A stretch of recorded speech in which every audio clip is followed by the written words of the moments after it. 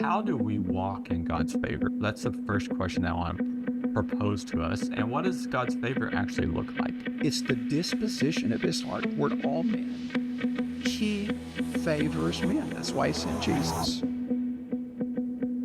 Hello, everyone, and welcome back to our Unfiltered podcast here at Prepare National. We're really excited to have another discussion today on something that's a little off topic, and I think something that everyone's very interested in and everyone desires, but is not always the practical application of walking in this specific truth is oftentimes a bit challenging. And with me today again are my parents, Randy and Callie Boyd, directors of Prepare National. So good to have you back with us. Good It's to be great here. to be here, Josiah, all the way across the world with you. Still across the world, nothing's changed since last time we recorded a podcast, which if you've looked at our clothes, it was just a couple Literally minutes ago. nothing has changed. So I do have a new glass of water, so we're good on that. But today what I want us to talk about, and this is something that I think is extremely important for all of us as believers and followers of Jesus, is learning to walk in this specific truth. I can remember a couple of years ago during the wonderful season that was COVID, there was a song that came out, which was basically the Aaronic Blessing, so by Carrie Job, and it was called The Blessing. And I can remember everyone, just really, really pressing into that and during that really chaotic and very, very weird season. Sometimes I look back, I'm getting pictures now on my social media of, 4 years ago. I'm like, oh my gosh, we were doing the live streams and all the other insane things and the mask and all of those wonderful joys.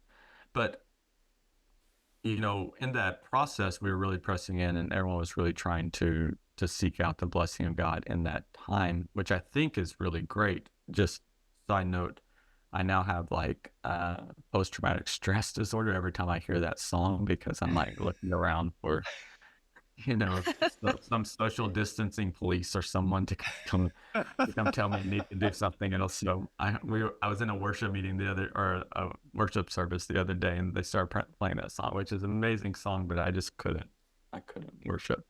So COVID has ruined an amazing song for me.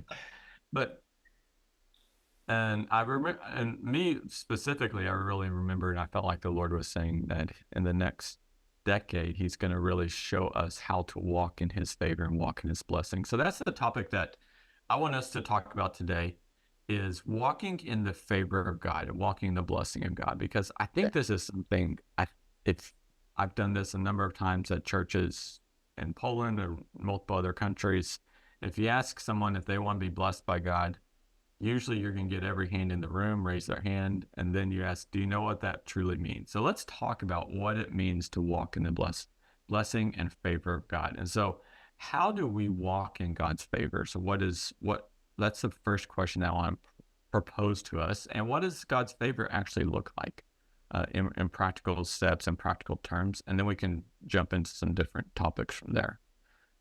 So what does it look like to walk in God's favor? I haven't thought much about this. This is a little bit cold turkey. It's why we call it unfiltered. But I go back maybe to the first time the word's used in the Bible. It's in the midst of God promising he's going to destroy the world with the flood because of the incredible wickedness in man. And then right in the midst of that description, it says, and Noah found favor in the eyes of the Lord. And that word favor means undeserved generosity. It literally means something like this. The person looks at you in such a way that they want to draw you close to them and share everything they have with you, and you've done nothing to deserve. And the thing that struck me years ago, it said, Noah found it. He didn't earn it. And I think for me, Josiah, I think most believers, and for me, when we married, dear Lord, I didn't find favor in the eyes of the Lord. I always found disappointment and anger in the eyes of the Lord. Not because he married me. Let's just clarify that. No, it was not because. it's the glasses I was wearing. I saw an angry, harsh, if I could even say it, brutal God that could never be pleased.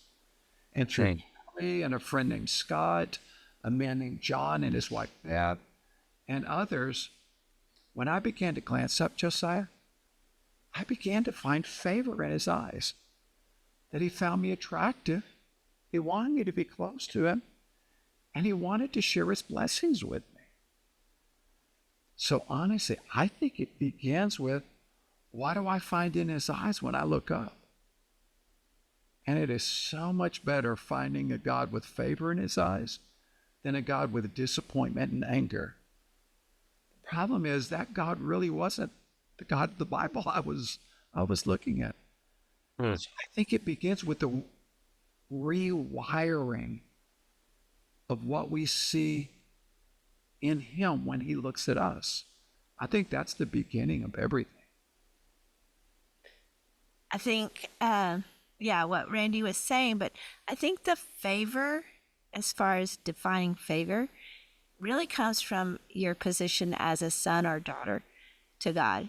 And it is being able to see the Father's eyes and the Father's heart for you, and the fact that he wants to be in relationship with you, and he wants the best for you. But I think the key to that statement that sounds, oh yeah, God wants the best for me. Yay, he wants me to prosper and be in health. Yes, he does. But ultimately, he wants you to know him, and he wants to establish his kingdom and his reign inside of us.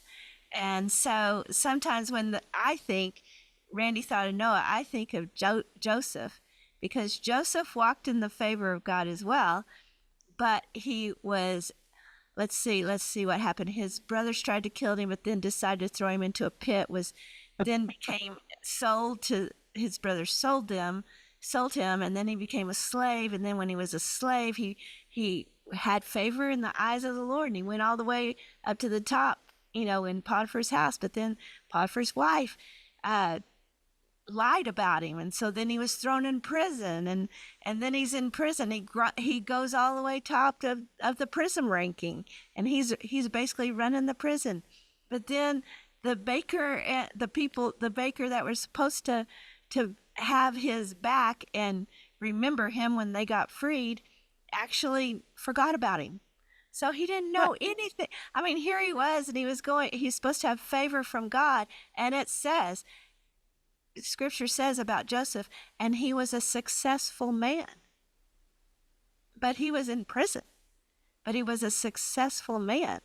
And so the favor of God is, I think what Randy was saying is, it's more about our relationship with the Lord and him being with us, the very presence of God with us, than anything. Because people can have favor of God and be in prison like Joseph, So that's just a thought. Yeah, I think sometimes, you see Jesus says this a number of times. He talks about according to your faith, something happened. You see a couple of the blind guys, I think it's Matthew 9, he gets healed according to his faith, the one with the issue of blood. And then to me, walking in God's favor it has to do, and it starts with perspective of how we see God and also how we see ourselves. And it was interesting, a couple of weeks ago, I graduated our school in our PI school in Cambodia. So it was a lot of fun, and they have a huge plan to plant lots of churches. So I finished one of the Sunday services, and I was driving with one of the pastors. I don't remember his name. And so he was asking about what it's like to live in Poland and share the gospel. And I explained that Poland's actually doing quite well financially. It's a up and coming, growing economy and all these things. And so you really have to build relationships before you can really reach people with the gospel. And he was sitting there and he was listening to me describe Poland, and he said, it must be really difficult to build a church there because people don't need anything. And it was just fascinating because he realized, the favor that they have. I mean, they've come together as a body, the entire church body around Cambodia, to to reach their country and to see Right. something about 2 million people come to the Lord in the next 10 years. And they have a plan and a strategy to do it. We're a part of that, which is a lot of fun to be a part of.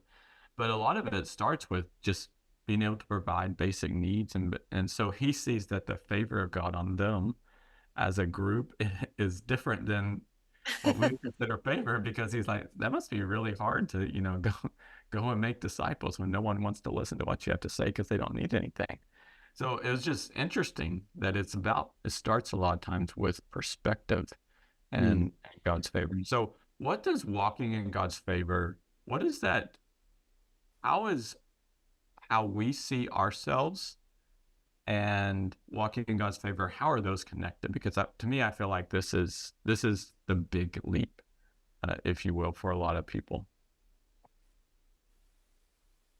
I think if I could just talk about my journey, I went from being a very religious, harsh. I told Callie, I didn't have to tell her, she knew it. The only pertinent word that God would ever say to man when we started dating and married was repent. Because I had a God who was always mad. I was never a son. I was Well, he told me fun was not in the Bible. I said, That's don't, like, Callie, the well, word fun is not in the Bible. And she looks at me and goes, if it ain't fun, it's not Jesus, Randy. I don't know how we made it through those days. Yeah, the fruits of the Spirit, love, joy, and sorrow. That's I think the big breakthrough is I began to see it scripturally first. That God in Christ favors us. It's the disposition of his heart toward all men. He favors men. That's why he sent Jesus. Grace is probably the best New Testament word for it. But I think the big shift with me, Josiah, is when I really discovered in my heart I was a son. And then all of a sudden, what does that mean? It means I could expect my father to favor me because of the power of the relationship, and it wasn't based on my performance. That because he was my father, he looked at me to help me and do me good. It was the essence of his heart. And I think it's not just, at first I think Randy found a little favor in the eyes of the Lord. But as I began to realize, man, I'm his son, then all of a sudden favor became something that was normal rather than something that I got in extreme circumstances of need or something. Does that make sense? Mm-hmm. And then another thing that we learned along the way is we began to ask, it's like favor is the glasses God looks at his children through. Wow. All through the Bible, it says Joseph found favor in the eyes of Potiphar, his master. Joseph found favor in the eyes of the chief jailer in the prison. We began to ask the Lord, would you put the way you see us on the eyes of people around us to do us good? Because we want to live in the world of miraculous and blessing. I'll never forget when Josiah's youngest daughter, Josiah's sister, youngest. Hey, you have a daughter. Did you know that? His youngest sister, Hannah, she went to college. She decided to go to a private Christian college. It was so expensive. I remember getting the first bill, throwing up 3 times because we were paying cash. I literally took it into my quiet time the next day and I said, see this, Lord? You promised you would meet all of our needs. I need $17,600 in about 4 days.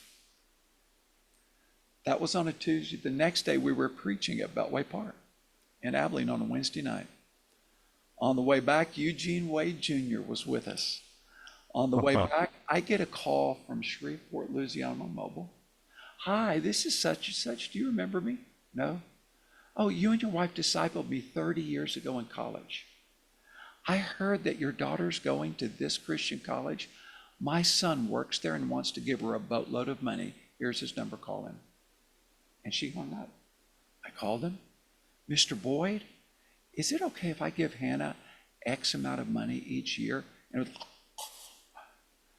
let me pray about it. Yes, what I need to do. Say yes. He pressed the button, and the bill was cut in half in about 3 seconds. Wow. And I said, I didn't do anything. I didn't. And I began to pray this prayer, Josiah. Father, upon me and mine, put your glasses on the world of the important people around us. And may we be baptized with crazy, unstoppable, unexplainable favor to such a degree that only you would get glory as a good God. And that's how we try to live. I wish it worked like that every time. It doesn't. But it has many times in our lives. So that's some of the things I do in trying to walk in favor. And I think walking in favor, it is the position of sonship because you're joint heirs with Christ. And recognizing that you are joint heirs with our older brother, Jesus, that we're joint heirs together. And so there is that favor. And I think that supersedes a lot of the circumstances we find ourselves in sometimes, just like Joseph, again, going back to Joseph. But the thing about the circumstances, we find ourselves in those, and sometimes it's of no purpose to ourselves. But a lot of times God allows us in those circumstances because of the favor. And I know that sounds weird, but it's because of the favor. Again, because his favor is going to work in me, his will, his desires, his will, his nature in me. And he's going to, that's the favor, that's really carrying the favor of God. And then also, if you look at Joseph, if he would have got out all those different times when he could have got out of prison or out of Potiphar's house, he would have been a normal guy on the streets, ex-con. If he would have, he may have had a bad time trying to find a job. Who knows? But then how God set it up for him to go before Pharaoh and interpret a dream, and then he gets out of prison. The favor of God was actually keeping him in the prison so that at the right time he could be brought out of prison and become the second most powerful man in the world and save his lineage of the Hebrew, what would become the Israelites. To me, it's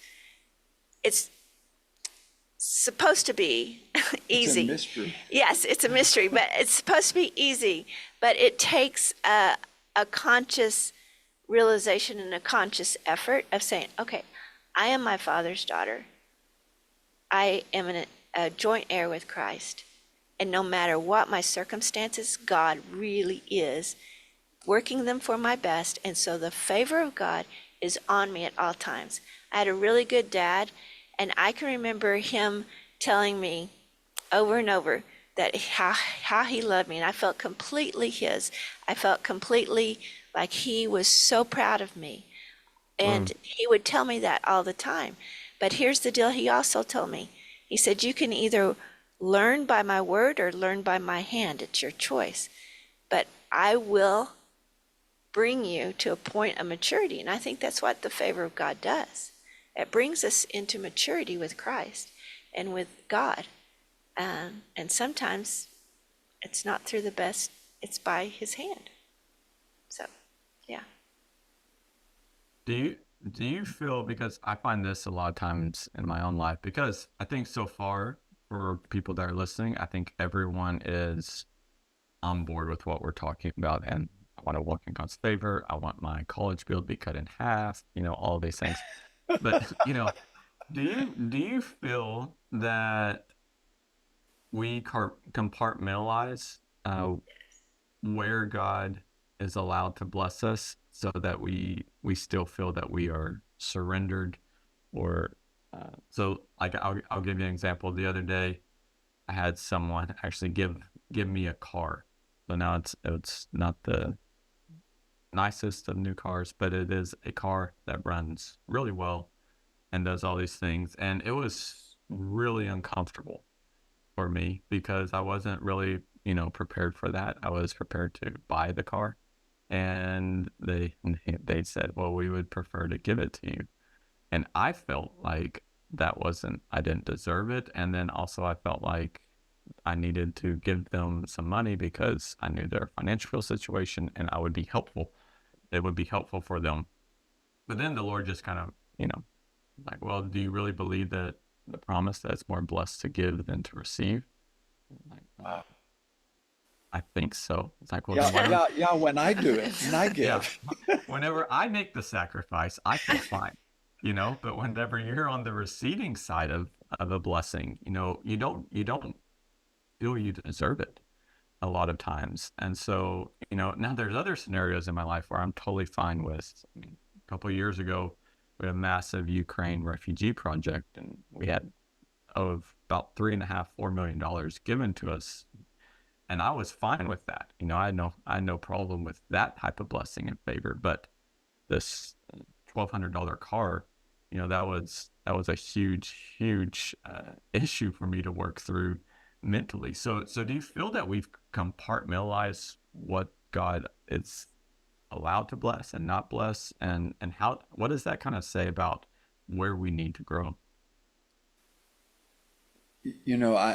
For me, I really would believe God for blessings that were spiritual in nature and things of the heart or a relationship. But if I could be honest, I had been around some people who the prosperity gospel made that when you said the word favor or bless, it was all about a lot more money or a big new car or something. Yeah. And I got really turned off, Josiah.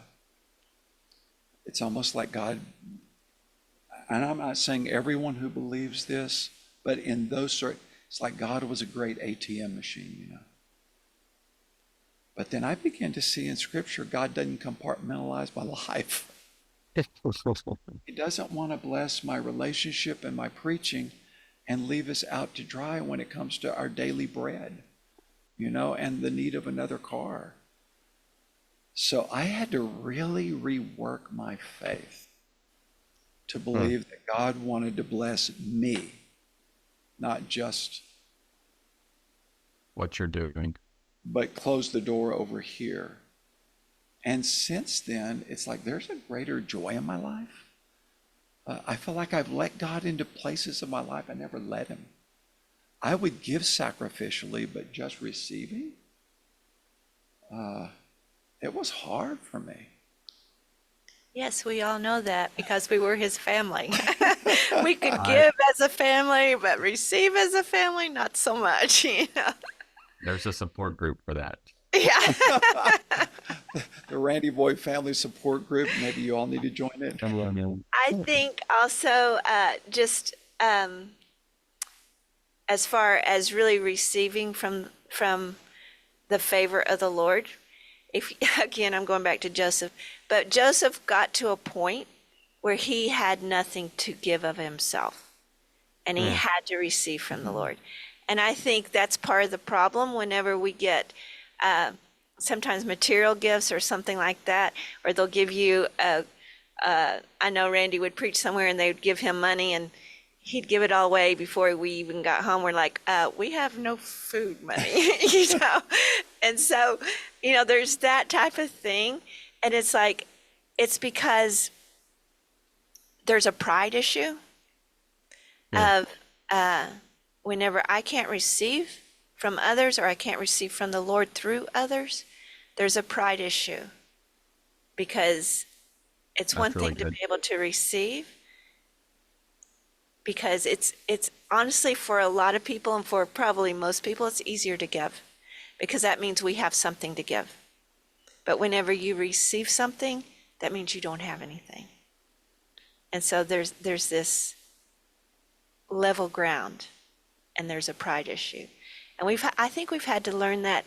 I'm grateful someone actually taught us this before we started going into the nations, because every nation, I don't care if they're super, super rich nation or super, super poor nation, every nation that we go into, the people that we work with, I always receive something from them. Not just money. I'm talking about friendship, wisdom, they have aspects of their culture that I wish we had in ours. You know, there's that. But then there's also sometimes we've had people sacrificially give us money, even money, and being able to receive that from them, that what you said, Josiah, that actually is a blessing for them to give that to us and to see it that way. But it's also a blessing for us to be able to receive because it knocks down our pride. It does. It puts us on an Equal levels. yeah, it puts us as both sons and daughters. We're not, Jesus is the big brother. Everybody else, we're all here, we're all Yeah. equal. And so I think there's a pride issue sometimes in the receiving side.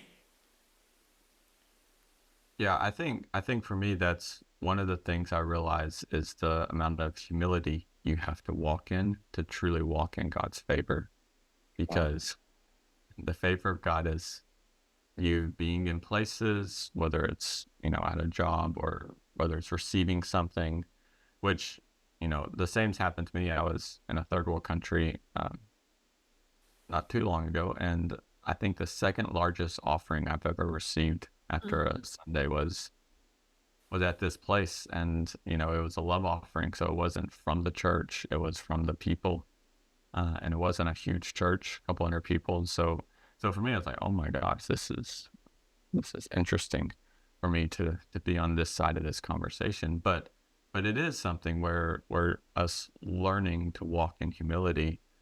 It's the only way you can actually carry God's favor, because otherwise it'll break you or destroy you, I think. And that's where you get the weird prosperity gospel Yeah, exactly. stuff. Because, whenever, everyone's going to drive this amazing car and this, and this, and that's the focus, then we've completely missed why The heart of wants, God. why he wants to, bless us. And here's a question. Is there a scenario where the blessing of God does not require more sacrifice, or any type of blessing, any type of favor? Because, I'm thinking of, there's a story, I think it's in Luke, of the minas, and so, the nobleman, he's going away and he's going to receive a kingdom. So he gives some minas to everyone. And so one of, the first guy doubles it, the second guy, does pretty well, and the last guy hides it and protects it. And whenever he comes back, he gives the first guy, he gives him 10 cities. And so the blessing is now he has to deal with all these people that are going to, It was just money the first time. Sewer I'm thinking system. yeah, I'm like, oh, that sounds cool. But now, I don't know if y'all are aware of this, but people are really great at complaining. He has to deal with 10 cities worth of complainers, so anyways, is there a blessing or favor where it doesn't require greater sacrifice? For me, for Callie and I, the greatest story of the favor of God is Joseph. And I want to say this before I answer your question. One of the deceptive things of the enemy is when you begin to retrain your mind to think in the favor of the Father, you think you're going to have a life without problems. Sometimes Increase. Sometimes the favor of God puts you in a pit, in Potiphar's house, in a prison, and you have this crazy, it says, and he was sold as a slave into Potiphar's house, and God was with him, and God blessed him, and he had favor in the eyes of, and so it's this mixed bag of trial and blessing all at the same time often. But one of the lessons I learned from Joseph is Joseph stewarded the favor through hard work, wisdom, and faithfulness. Right. And on every level, as he stewarded this blessing and favor of God, every level he goes to the next level until he's the most important man in the world. I would add also to Joseph in stewarding, he also had others in mind. Like he wanted to do Potiphar well. He wanted to do the Yes. baker Yeah. well. That was a part of his stewardship. Yeah. Good. And honestly, the more favor and blessing we've received, the bottom line, Josiah, is the greater the stewardship and the harder I have to work. Favor doesn't remove activity, it releases it into your life. Because I have to steward this blessing for increase for the Lord and my family or whatever, so yeah. I think of PI immediately because, we started out just us and, we had like the Czech Republic, we liked them and we had a good time and it was fun and we got really comfortable going to the Czech Republic and then all of a sudden it kept growing. Then it was just Europe. It was like, yay, Europe, we're pro Europe. And then it's increased and increased and the favor of God has been on us and we really consistently are purposed to walk in humility before God and disappear when he needs us to disappear and to explode when he needs us to explode. But here's the deal with each one, there's just the practical thing of it costs more money, it takes more time, we fly more, we get delayed more. Right now it's crazy. The other day we're coming home and literally we're landing and the whole plane tilts over. We thought it was going to crash and we were like, holy moly, what just happened right here? I mean, things are happening all the time. So yes, it's so much fun, but yes, it also demands a lot. You're away from your family. How many days was Dad away from you guys growing up? Josiah, Bethany and Hannah. There was lots of times. So we had to change our mindset of the favor of the Lord and say, this is the favor of the Lord on our family.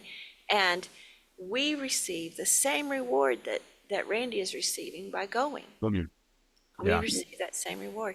And so I think, yes, with every blessing and with every true favor of the Lord, there is an increase in activity. There is an increase in the stewardship. There is an increase in depending on God to be faithful, for you to be faithful, for him to make you that person that can carry that favor. Yeah, so for me, one of the things that I always think about is, and I pray this prayer, and it's a very dangerous prayer, is God, please put in me and position me to carry and walk in your favor more. Because I think a lot of times we end up walking into the world of Joseph or David. I mean, can you imagine David? Like, hey, you're anointed king. Oh, and now the current king can try to kill you. He's jealous of God's favor. You're going to live in a cave for the next 15 years of your life. God's favor. Yeah, and you're going to act like an insane man. That's the only way you're going to survive in the Philistine area. So, I think that's something that is really important for all of us, is learning how to carry that responsibility of his favor, because everything requires greater stewardship. And, one of the things I love about just the life of living in the world of PI is it's very difficult to compartmentalize things, because, I mean, at the time of this recording, it's 9:30 at night. So I had 3 straight weeks of teaching, and I landed, and then I went to a church planning conference here in my own city that we hosted. So it's just, it's full on. There's not an opportunity. And I think this is something that's important in walking in God's favor. I don't think there's opportunity to have balance, because you're either all in or you're not. And I think that's something that's really challenging. So for people, what are some practical steps for people to learn how to receive appropriately? Not to chase God's blessing, if you will, but to actually pursue God's favor so that we can be like Joseph and be a blessing to others. So what are some practical steps that people can take? I remember Callie and I, when we were early married, we got a hold of a tape series. It was cassettes. That's how old we are. I know many of you guys listening or watching, you've never heard of a cassette. It predates all of this stuff. But it was a guy named Malcolm Smith talking about the favor of God. And at the end, he said, we need to ask the Lord for a favor-soaked mindset. That we realize how deeply our Father loves us, wants to open doors for us, wants to put his glasses. But then the second thing he said is, when he brings that blessing or opens the door, use it for the glory of God. Not just, even if it's a big financial blessing to yourself, it's like, Lord, is this all for me? Or is this for a lot of others also? So I think learning to walk in God's favor, it begins with, I'll just use this words, a favor-soaked mindset. Huh. But then it's also having in our heart the tools of trials are going to come with it. Hard work comes on the backside of blessing, and the glory of God and the good of others is probably the highest reason for the blessing. I think if we do those things, then we'll steward and walk in the favor of God. And one other thing, when you get in the midst of the crazy trial, somehow you got to step back and see, I am favored. Although he may be silent, he's never absent. Huh. He hasn't changed his mind, and he hasn't changed his gaze upon me. This is a part of his favor. I think the further we go, that's a tool that we have to use over and over. Because being favored, Josiah, isn't always easy. Sometimes it puts you right in the middle of a great trial. I think also adding to that is what you said, Josiah, about the compartmentalizing in our mind and in our actions instead of blending everything together. Whoops, sorry about that.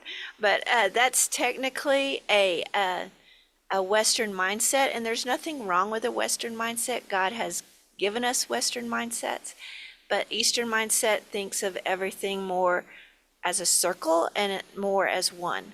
They don't compartmentalize quite as strongly as we do, where we feel like we have to segment everything, every portion of our day.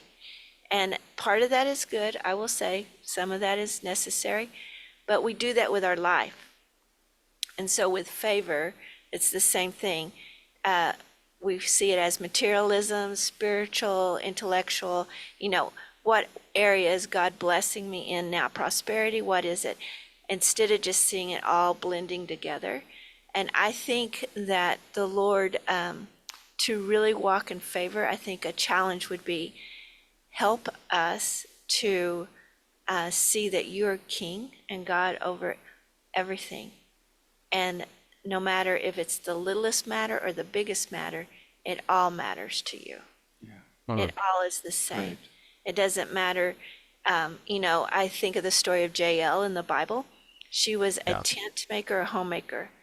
She got up, she set out her tent, swept her tent, made the milk for the children to drink, everything like that. But she knew the heart of God, and she did what was before her.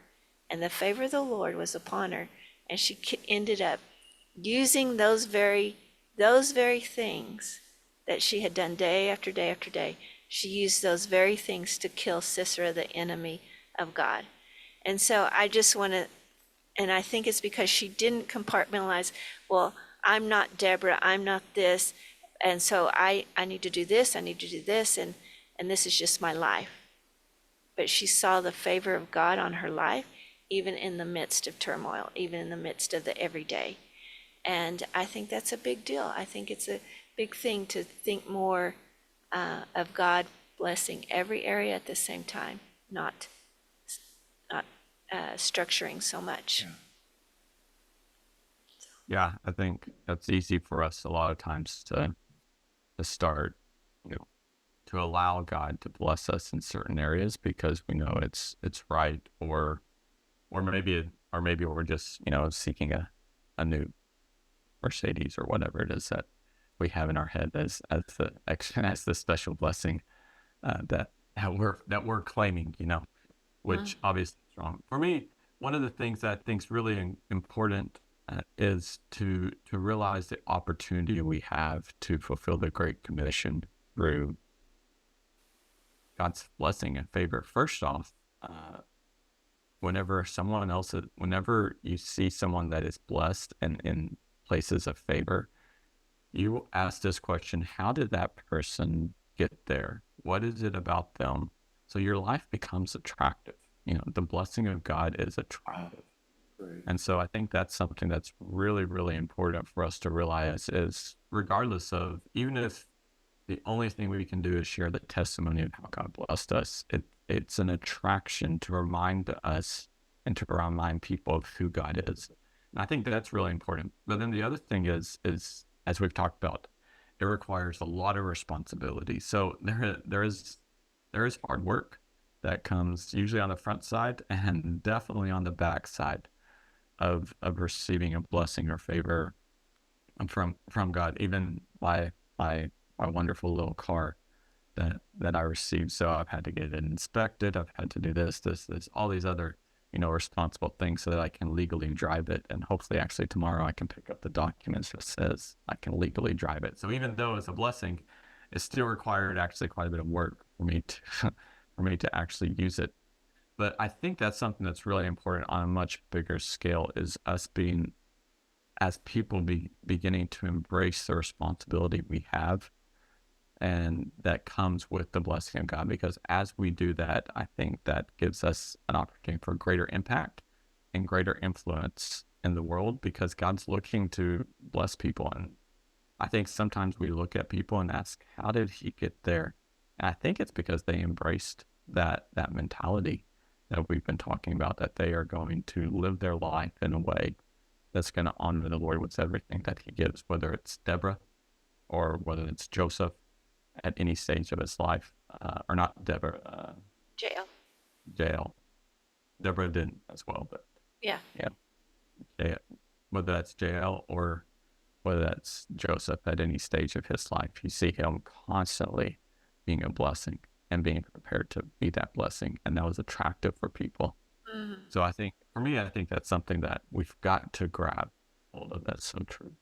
So, any last closing thoughts on this? As I began to wrap my head around God's favor and blessing, I began to bless my family and my kids in the ministry.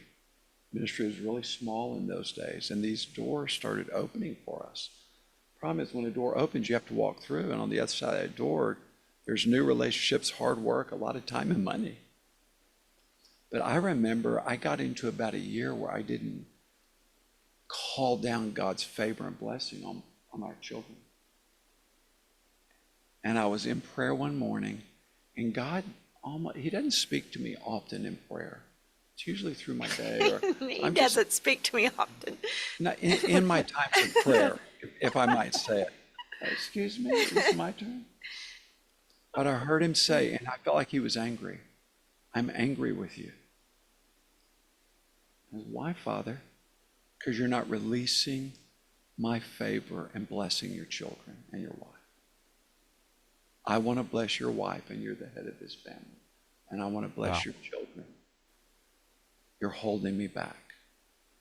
And so I have, just today, I blessed Josiah and Brandy. May the blessing and favor of God.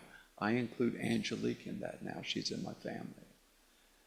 And but it really touched my heart that he was angry with me as a doorway of one who has authority over this tribe. That it's my responsibility to call his favor and blessing on those that he's giving me to love and lead. That's how much he wants to bless us. My last thought, as far as the blessing, whenever Jesus blessed the children, that word that when he laid his hands upon the children, it says the word means actually that he laid his hand and he attached himself to the children as a flame is attached to the wick of a candle. And in the same way, whenever we are blessed by God, that happens with us. And when we bless others, it's the same thing, that the Lord is attaching himself to them like a flame attached to a wick of a candle. And so blessing, favor is huge. It's huge in the kingdom. It's a kingdom principle. It's who God is. Yeah. It's not just what he does. It's his very being. It's his character. Yeah, maybe one of the most, if not the most famous verse in scripture is John 3:16, for God so loved the world. What's the characteristic of God? He gave. So he's always looking to give. He's always looking for that. But for me, I want to be someone that is going to partner with him to carry that favor. And I truly believe that as we learn to walk in God's favor more and more, and to release God's favor, even as both of y'all were talking about, there's going to be a new expression of revealing the kingdom and a new attraction for the gospel that I don't think we've seen yet. Because honestly, I don't know as Christians if we've been really great at walking in God's favor. If you look, usually people just fall in love with the gift or the blessing, or we are so scared that it's going to corrupt us that we don't actually pursue it or call it into our lives. So I just want to encourage all of us to pursue God's favor, not for the favor, but for the opportunity that we have to work with him on something far greater, whether that's in our personal life or that's in our ministry life, our job, or whatever compartment you want to put it in, which obviously we don't want to have compartments. But I think this is going to be the new thing that's going to reveal his kingdom in a new, fresh way, is how good our Father is. Thank you, all of you, for joining us. We look forward to the next time on our Unfiltered podcast, and we will see you then.